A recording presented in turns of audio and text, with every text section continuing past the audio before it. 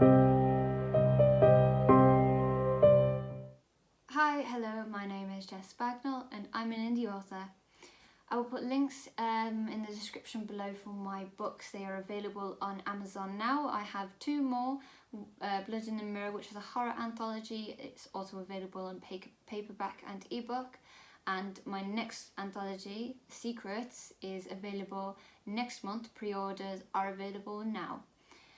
Today I wanted to talk about the 3-act structure for writing. A lot of people have asked me, how do I outline, how do I plot my stories? This was a very big question for me for a very long time. I struggled in finding information on how to structure a story. So there are many different ways of doing it, and you will find the best way for you. All you have to do is trial and error, which is the way with everything. I tried the 9-point structure, which is it's a table basically, and you have 3 blocks across and 3 blocks down, and each one will set up and allow conflict and give the protagonist and the antagonist their little plot points. For me, I found that one very difficult. I don't know if it was a visual thing for me.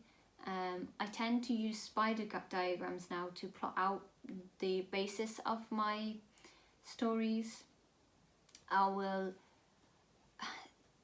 will use a week, Monday, Tuesday, Wednesday, Thursday, Friday, Saturday and Sunday. I will write them out on a bit of piece of paper each, and I will spider diagram ideas for that day, and I will write a chapter or 2 or sometimes 3 based on that day, and it gets me through my 3-act structure, which is the basis of every outline.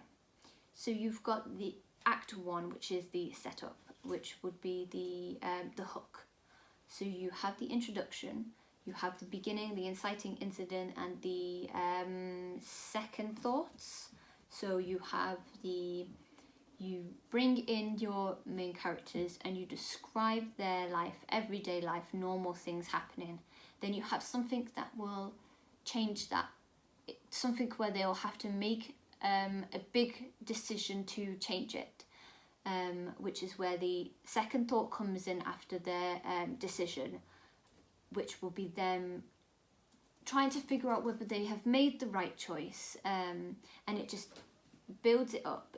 It will build it up in an arch. So you're going diagonal with the setup, the first act, and then you'll have the turning point, which will be the climax of Act 1, where the second thought will develop into something else, a development, a plot point. Something will happen, something to change the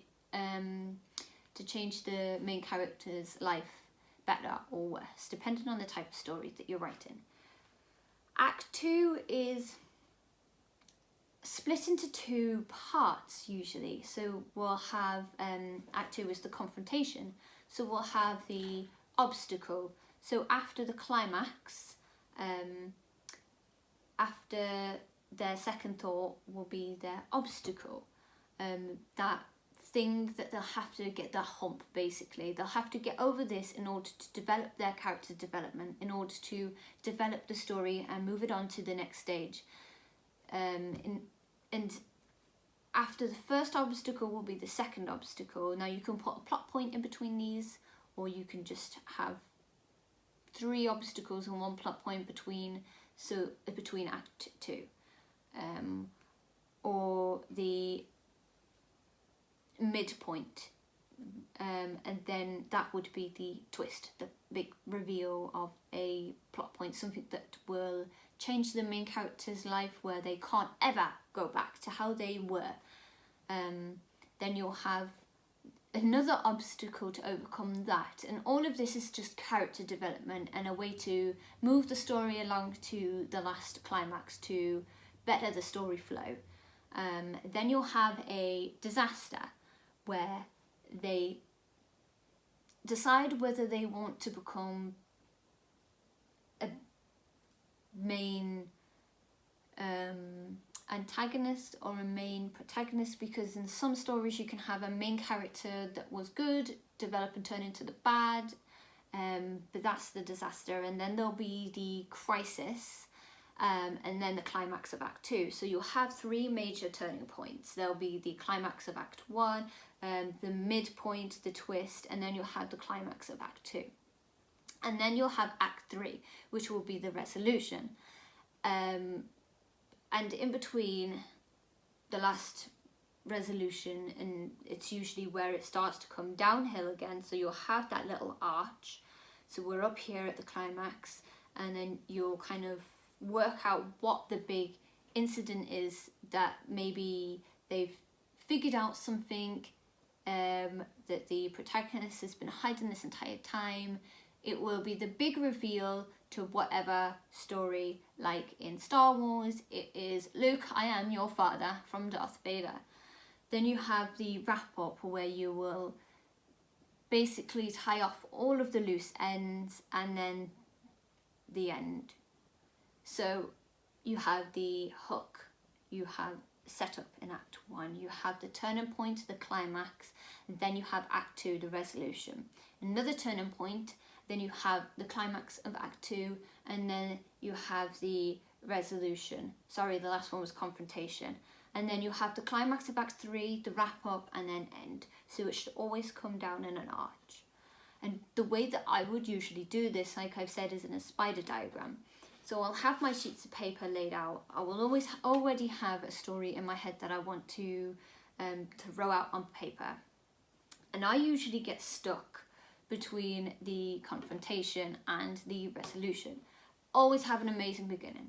Sometimes I'll have an end, but it's just making that flow, making that arch, making everything come together, and all of that character development. That's the difficult part. But as long as you have those 3 acts, the setup, the confrontation, and the resolution, you are golden. And you just make sure you have the 3 plot points. The climax is the midpoint, and the plot point at the end. You can, which I've started doing, add subplots, which is what some of the obstacles could be, the subplot to your main story, and just create new turning points, and just make a bigger diagram, and just tie it all together. It's not difficult. I have, on my blog, I have a picture of how I've done this before in the past. This structure is easier to use for shorter stories, anthology stories, which is why I use it a lot. The 9-act structure is easier for novels. And then you have they're all mostly 3-act structures. You always have the setup, confrontation, and a resolution on every story that you have, as long as you have those 3. But there are just different ways to set it out, different ways to lay out your structure, and different plots for different types of stories, which we'll put in another video. You've got different genres that outline a plot completely different. Horror is completely different to drama or romance. You have different types of plot points and different types of resolutions and confrontations, and they are usually set out in a different type of layout. And that is all I have for that one today. If you want more videos like this, do let me know in the description, in the comments below.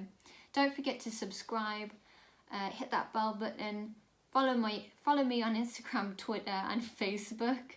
I have the links of my books below in the description. See you in the next one.